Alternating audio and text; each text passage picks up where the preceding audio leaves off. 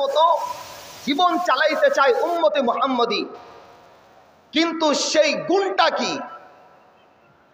যেই গুণের উপরে সাহাবাই কেরাম ছিলেন, আল্লাহ জাল্লা শানুহু তাদের প্রশংসা করেছেন, সেই গুণটা কি? আল্লাহ তাআলা বলেন, এক নম্বর গুণ আশিদ্দাউ আলাল কুফার, যারা ইমানের দাবিদার হবে, মুসলমানের দাবিদার হবে, ইমানের সাক্ষী যারা দিবে, এক মুহূর্তের জন্য কাফের মুশরিকের সাথে এক মুহূর্তের জন্য কোনো সম্পর্ক রাখতে পারে। এক নম্বর গুণ আশিদ্দাউ আলাল কুফার, কাফেরদের ব্যাপারে হবে কঠোর, ইহুদিদের ব্যাপারে হবে কঠোর, মুশরিকদের ব্যাপারে হবে কঠোর।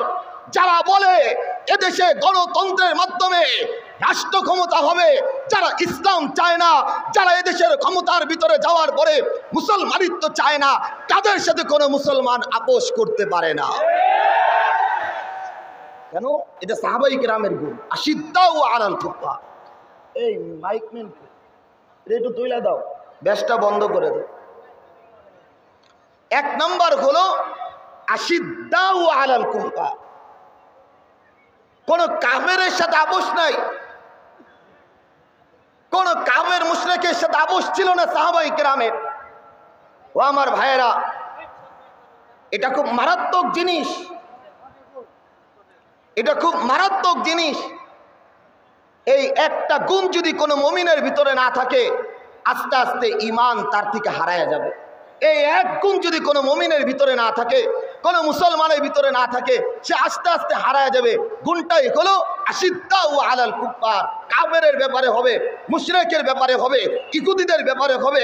যত মানুষগুলো আল্লাহর আইন চায় না, আল্লাহর বিধান চায় না, আল্লাহর হুকুমত পৃথিবীতে কায়েম হোক, যারা চায় না, তাদের সাথে ইসলামের এক মুহূর্ত কোনো আপোষ নেই। এটা হলো এক নম্বর গুণ। ও আমার ভাইয়েরা, আমি অল্প সময় কি এক নম্বর গুণের উপরে কয়েকটা কথা বলবো, ব্যাস কমায় ব্যাস। ও আমার ভাইয়েরা, সাহাবাই কিরামের এই গুণ কেমন ছিল? আশিদ্দাউ আলাল কুফার, কাফেরের সাথে কোনো আপোষ নাই, মুশরিকদের সাথে কোনো আপোষ নাই।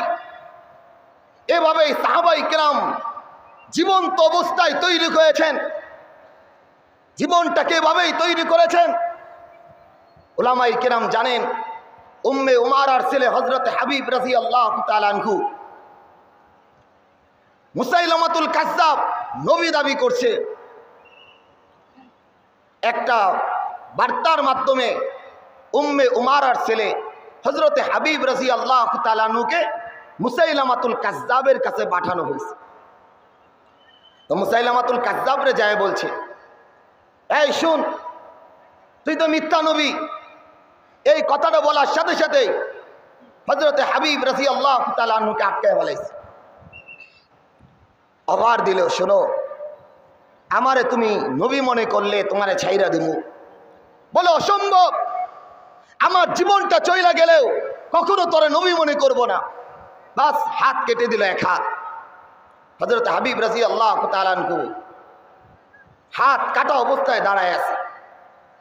উম্মে উমারার ছেলে হাবিব রাদিয়াল্লাহু তাআলা আনহুকে আবার মক্কার সেই মিথ্যা নবী দাবিদার মুসাইলামাতুল কাযযাব আবার বলল, এখন তোকে ছেড়ে দিব, শুধু আমাকে নবী হিসাবে দাবি কর।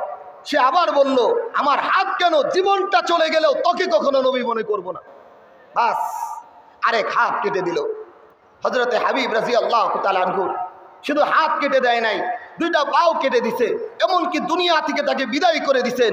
সাহাবাই কেরামের সেই গুণ ছিল, মিথ্যা নবীদার এক মুহূর্তের জন্য মুসাইলামাতুল কাযযাবকে কখনো নবী মনে করে নাই। এটা প্রথম সাহাবাই কেরামের একটা গুণ, আশিদ্দাউ আলাল কুফার। ও আমার ভাইয়েরা, মাফ করবেন, যেই কথাটা বলছি এটা বাস্তব।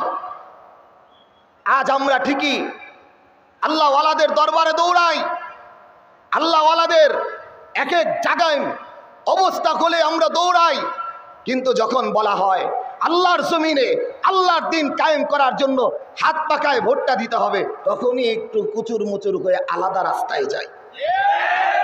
কেন এটা? কারণ একটাই, আশিদ্দাউ আলাল কুফার, এটা আমার দিল থেকে দূর করতে পারি নাই। আশিদ্দাউ আলাল কুফফার।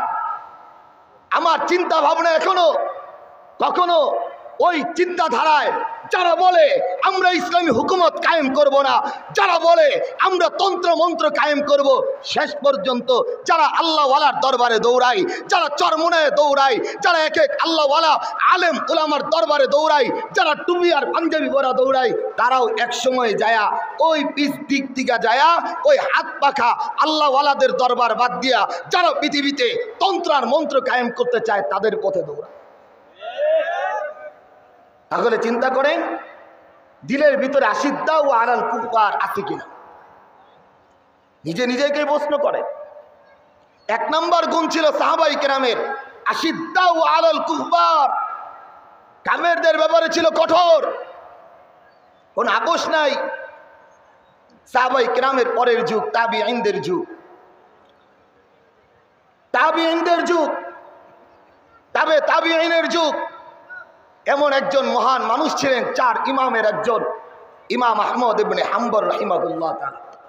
বাদশার সামনে দাঁড়ায় বললেন, এই বাদশা নামদার, যে আইন তৈরি করেছেন এই আইন ইসলাম বিরোধী, যে আইন তৈরি করেছেন এটা কোরআন বিরোধী, তাই আমি আপনার আইন মানতে পারি না। কোনো কথা নাই। বাদশা মুতাসিম ইমাম আহমদ ইবনে হাম্বলকে ধরে নিয়ে গেলেন জেলখানায়। প্রত্যেক দিন 80টা করে বেত্রাঘাত করতেন, ঠিক খালি গাটার ভিতরে পড়েছিল। 80টা বেত্রাঘাতের কারণে ইমাম আহমদ ইবনে হাম্বলের শরীর থেকে রক্ত পড়ে যাইত, রক্ত পড়তে পড়তে হাত আর পায়ের ভিতরে জমা খেয়ে যাইত। কিন্তু এক মুহূর্তের জন্য আল্লাহর আইনের বিরুদ্ধে যেই দাঁড়িয়ে গেছে বাদশাহ, বাদশার বিরুদ্ধেও ইমাম আহমদ ইবনে হাম্বল দাঁড়াইতে দ্বিধা করে নাই। কেন? জানতেন আশিদ্দাউ আলাল কুফফার, কাফেরের বিরুদ্ধে আমাকে কঠোর হইতে হবে। এরপরে আমি খুব সংক্ষিপ্ত বলতেছি, এরপরের আরেক যুগের মহান মানুষ ছিলেন ইমাম বুখারী রাহিমাহুল্লাহ তাআলা। এক যুগের বড় এক তাবিঈ ছিলেন। সবাই এদিকে তাকান। লিল্লাহি তাকবীর, নারায়ে তাকবীর। রেজাউল করিম শাহ হুজুরের আগমন, রেজাউল করিম শাহ হুজুরের আগমন। গোয়াপুরের পক্ষ থেকে লিল্লাহি তাকবীর। এবার আমার দিকে খেয়াল দেন মোহতারাম হাজিরিন। আরেকজন দুইজন ব্যক্তি ছিলেন, ভালো করে শুনবেন, দুইজন মহান ব্যক্তি ছিলেন তাবিঈনদের অন্তর্ভুক্ত, যার বর্ণনা ইমাম বুখারী রাহিমাহুল্লাহ তাআলা হাদিসে বুখারী শরীফের ভিতরে অনেক রিওয়ায়াত আনছেন। দুইজন বড় তাবিঈ ছিলেন।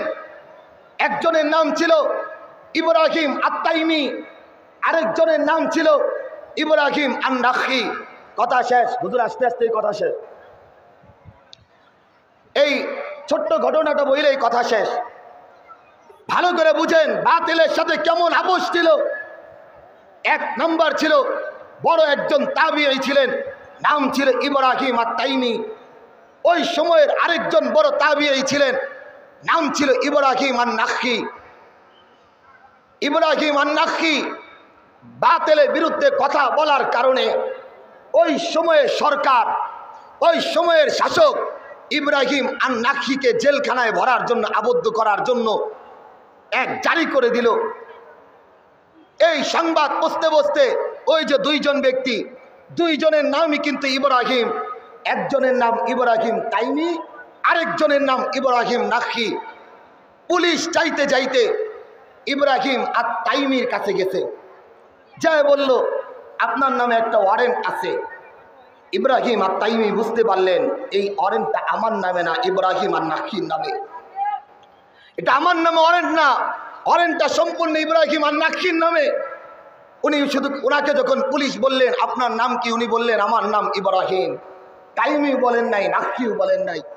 জেলখানায় বন্দি করে রাখলো, অন্ধকার কুঠুরির ভিতরে জীবন চালাইতে আছে। মা গেছে দেখতে, যায় জিজ্ঞাসা করলো বাবা তুমি তো ইব্রাহিম তাইমি, ইব্রাহিম নাখী না। তুমি শুধু জেলখানায় যায় বললেই কত আমি ইব্রাহিম নাখী, ইব্রাহিম তাইমি না, তাহলে তো তোমাকে ছেড়ে দিত, কেন তুমি এই কথাটা বললা না? ইব্রাহিম আত-তাইমি রাহিমাহুল্লাহ তাআলা শুধু বলেছিল, মা স্টপ, কথা বলো না। কেন? ইব্রাহিম আন-নাখি আল্লাহর দ্বীন বাস্তবায়নের জন্য, পৃথিবীতে আল্লাহর দ্বীন বাস্তবায়নের জন্য দৌড়াইতেছে। আজ যদি আমার ইব্রাহিম আত-তাইমির জন্য জেলখানায় আবদ্ধ হই নাখির জন্য, তাহলে আল্লাহর আদালতে আমিও মাপ পেয়ে যাব। আমার মুহতারাম হাজিরিন, আজকের কথা একটাই, আশিদ্দাউ আলাল কুফার। আজকের এই মুজাহিদ কমিটির মাহফিল থেকে আমরা যারা আজকে এসেছি, আমাদের চূড়ান্ত সিদ্ধান্ত, আমরা যারা মুসলমান দাবি করি, আমরা যারা ইমানের দাবি করি, আমাদের একটাই সিদ্ধান্ত, কাফের মুশরিক গণতন্ত্রের সাথে যারা দুনিয়ার জমিনে যারা তন্ত্র আর মন্ত্রের দ্বারা রাষ্ট্র কায়েম করতে চায়, আল্লাহর বিধানকে যারা লাঠি দিয়ে ফেলে দিতে চায়, তাদের সাথে কোনো আপোষ। আল্লাহ জাল্লা শানুহু আগামীর সংগ্রাম এটাই, মোহতারাম হাজিরিন, আগামীর সংগ্রাম এটাই, হুয়াপুর আর গোপালপুরের সংগ্রাম এটাই। হয়তো বাতিল জিতবে, নয় ইসলামের সমর্থনরা জিতবে, কিন্তু আমি মুসলমান, আমার সাথে বাতিলের কোনো আপোষ থাকবে না। যারা তন্ত্র আর মন্ত্রের উপরে থাকবে, তাদের সাথে আমাদের কোনো সম্পর্ক থাকবে না। এই অবস্থা যদি তৈরি হয়, ইনশাআল্লাহ আল্লাহর জমিনে আল্লাহর দ্বীন কায়েম হবে, কেউ রুখতে পারবে না। আমিন। ওয়া আখির দাওয়ানা আলহামদুলিল্লাহি রাব্বিল আলামিন।